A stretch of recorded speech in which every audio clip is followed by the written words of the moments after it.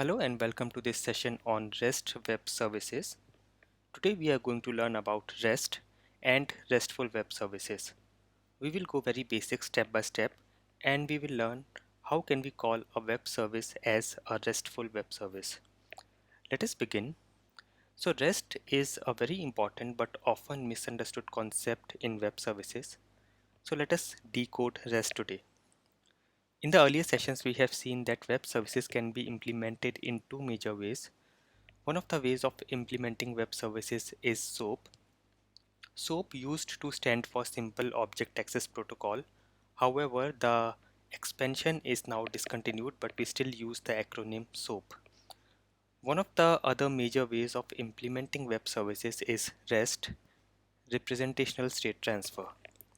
So we have already learned that web services allow communication between two applications, and one of these applications is a service provider, and then we have a service consumer. So let us learn how exactly REST fits into this architecture. So if we have to define REST, we can say that a web service that communicates between two applications using the principles of REST architecture is a RESTful web service. Now this is a very broad definition and it is a little difficult to interpret and understand it. So let us break it down and let us first see what is REST actually and what are the principles that a web service should follow so that it can be called as a RESTful web service. Let us see what is REST. So REST is an acronym for representational state transfer and it is an architectural style. So unlike SOAP, REST is not a protocol. There are no strict specifications. There is no central body which is controlling these specifications. So REST is a design principle and you can use these principles or design methods to create any service.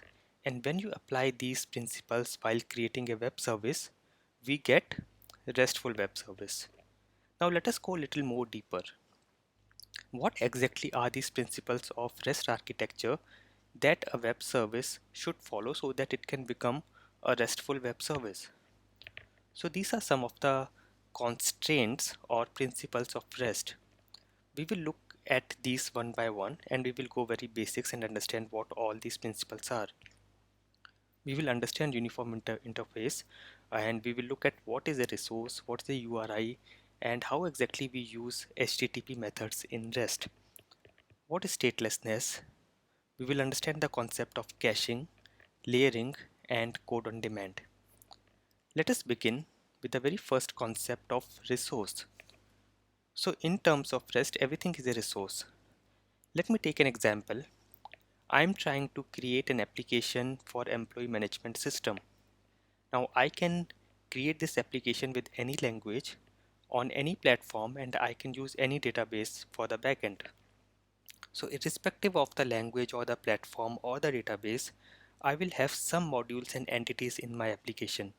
There will be a module for employees and employees can have attributes like ID, name and addresses. There can be a module for departments and departments can again have ID, names, etc. And there will be some other modules. Now in REST, the concept of resources says you can define any information or any module as a resource. So if I want to have the resources for my application, I can define a resource for employees, I can define a resource as departments, and every module I can define as a resource. So I can name my resources and I can define them for my application. Now REST does not say that there are some strict guidelines that what exactly you should define as a resource, and it says that you can define any information or any data or only any module that you want as a resource and you can give a name, right? The second concept of URI says that you can access any data or any module with the help of a uniform resource identifier. So for example, if I create this application and I host it somewhere I can use the domain name and then slash employees to access the employees resource. Now if I want to go a little deeper and access the details of a particular employee, I can say slash employees slash ID. So if I want to get details of an employee with ID 10, I can say slash employee slash 10 and it will access the details of the employee with ID 10. Similarly for departments, if I want to get the details of some particular department, I can say slash department slash ID. So in case I want to get the details of a department with ID 123, I can say slash departments slash 123. Now this is very straightforward. In my application, I must be having some tables for employees and some tables for departments. And all these tables will have linkages to each other. They will be one to many, many to one, and many to many associations with all these tables. So at the back end, it is we can have all these interlinkages. But what if I want to get the list of all the employees from a particular department? What will be the URI? I think you might have guessed by now.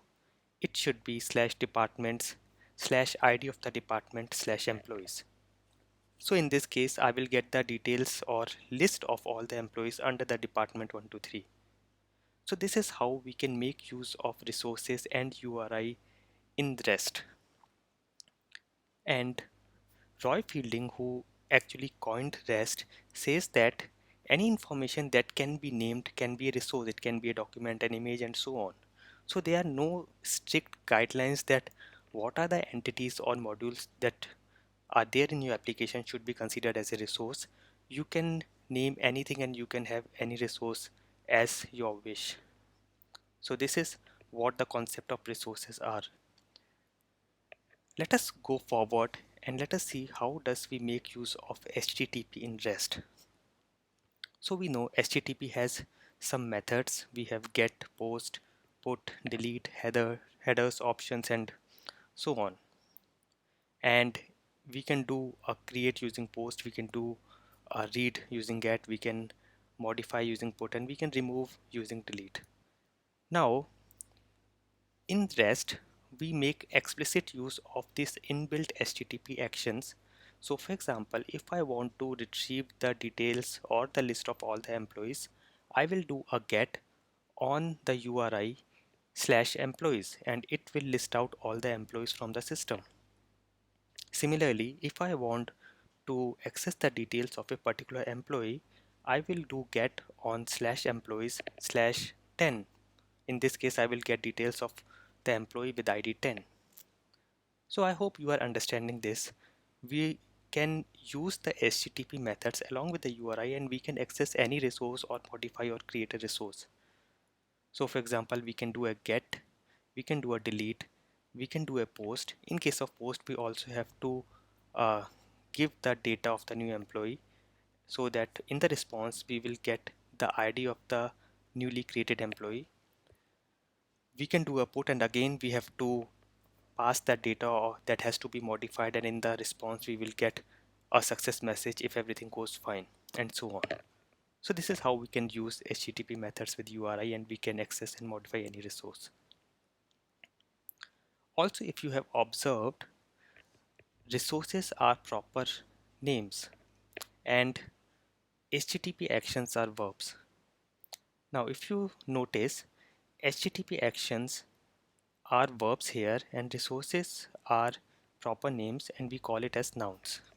Now there are no strict guidelines that says that you always have to name your resource as proper names, but it is a good practice in REST that whenever you are naming your resources, you keep them as proper names and HTTP actions will be verbs so that you will not find something like get employees or create user in REST, but we only have a resource called employees and we can do a get on it, we can do a post, delete or update on it. So I hope the very first concept of uniform interface is very clear and we have learned about resources, URI and HTTP and how can we access or modify a resource using the URI and HTTP methods. Uniform interface also says that we can do manipulation of the resources using representations. Now We will look into representations into more detail, but for now, we can understand that every resource can have a representation. It can be represented as an XML, as a JSON, as an HTML, and so on. And we can modify this representation or manipulate as per our needs. The other thing is the first principle uniform interface also says that the messages that gets transmitted are self-descriptive. That means that it does not only contain the actual data, but it also contains some more information. For example, if a response has to be cached or not, for example, if the request has to be authenticated or not, all this information will be there in the message itself. So I hope this concept is clear, and let us also see the differences with SOAP. So suppose I want to retrieve the details of an employee with employee ID 123. This is how my request will look like in SOAP. I will have to follow all the guidelines of SOAP specifications.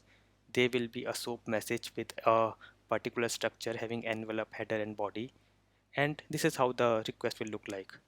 The same thing if I have to do in REST, it will be a simple URL with /employee/123, and when I do a get on this, I can retrieve the details of the employee with ID 123. So now you can appreciate how easy, flexible and lightweight REST can be. Let us take an example. Let us go online and let us go to this particular REST request, and you can see it has given me a list of resources. We have customers, invoice, items, products.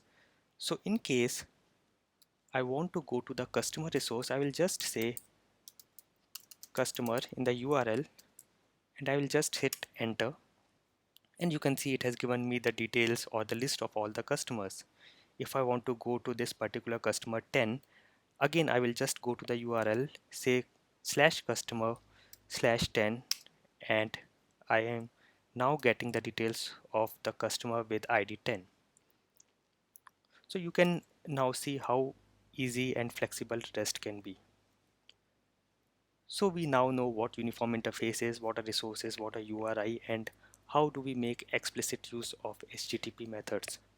In the next session, we will go and look into the remaining principles of REST.